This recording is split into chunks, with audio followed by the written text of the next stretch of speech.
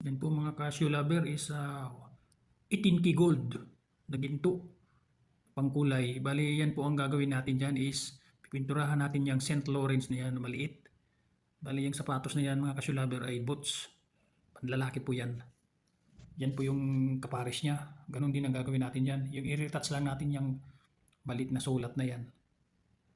Kaya ngayon ipimix muna natin yung gold, 18K gold na Angelus na pintura.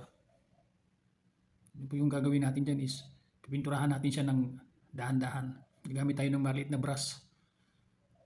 Yan. Kailangan pagtsagaan nating pinturahan yan dahil gusto ng may-ari. Gayahin pa rin dati ng dating original niya.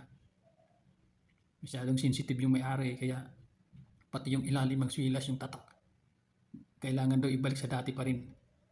Kaya inuunti-unti kong pinturahan ng ganyan yan. Yan. Kahit medyo mahirap kailangan pagtsagaan. Ngayon, hindi maganda yung brush kaya ginamitan ko na lang siya ng ginagamit ko sa pantay ng sapatos. Inuunti-unti kong sinusundan yung dati niyang pintura, dati niyang tatak ng sapatos na yan.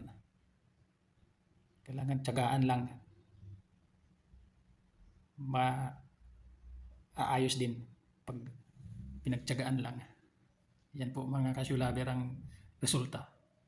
Okay naman kahit paano nagawa naman ng paraan. Kaso nga lang hindi pa talaga totally maganda. Pero pwede na pagtsagaan. Yan pong pangtainay ng ginamit ko para dyan. Yan lang po mga Casio lover. Maraming salamat sa